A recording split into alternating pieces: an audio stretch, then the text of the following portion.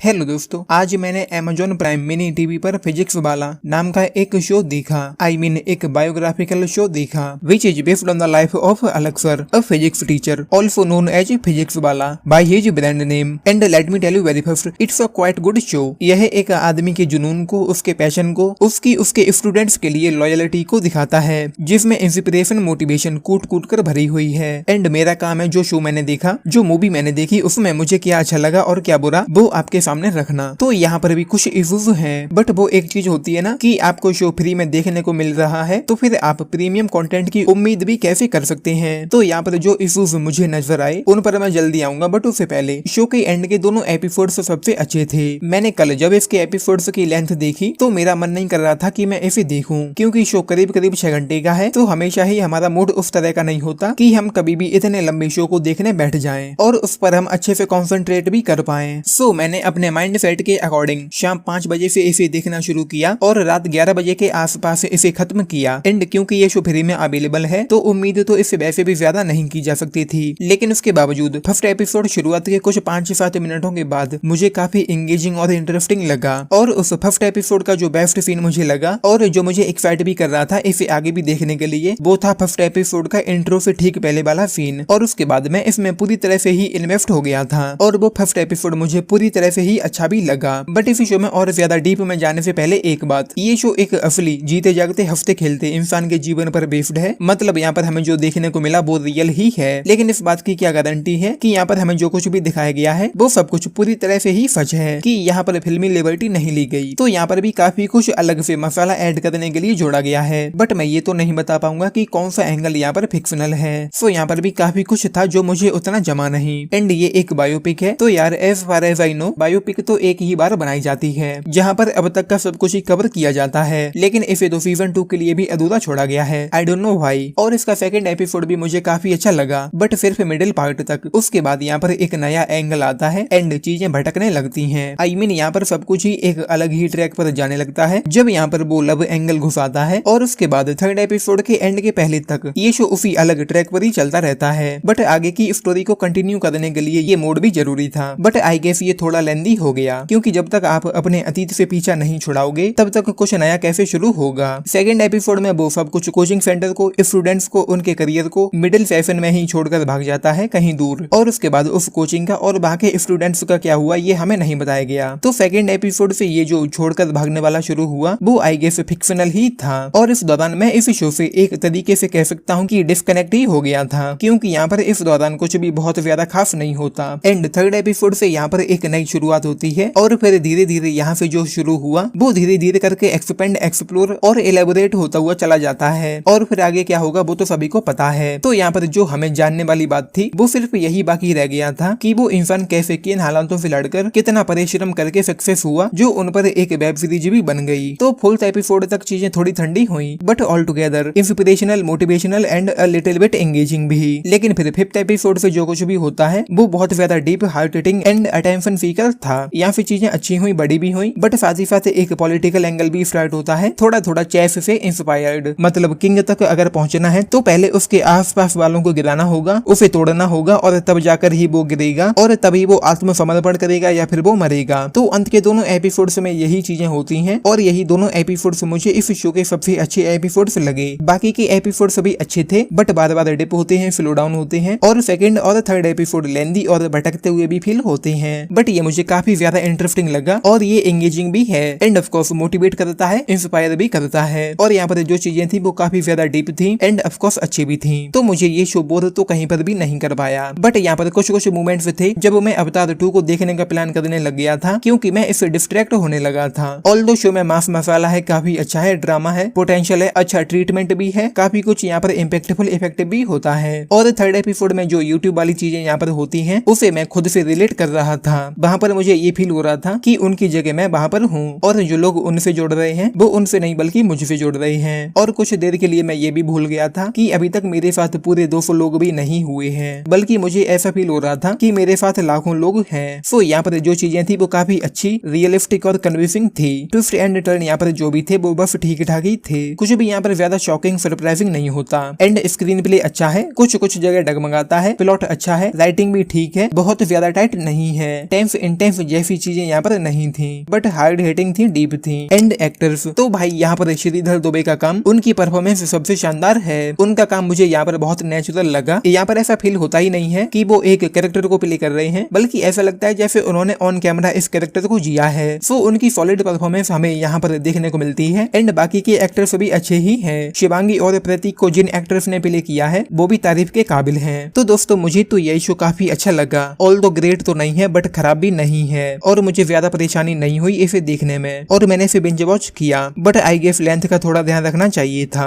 So 3.5 stars, that's my rating for physics वाला। मैं चाहता हूँ कि आप इस वीडियो पर रिएक्ट बच करें, फिर चाहे आप लाइक करें या dislike, it's up to you. बाकी अगर आप लोगों ने ये शो फिजिक्स वाला देखा है तो मुझे नीचे लिखकर बताना कि आप लोगों का इस पर क्या टेक है। And of course like share and subscribe भी करना चैनल को, वीडियो को। चलिए it's the moment for me to say Tata.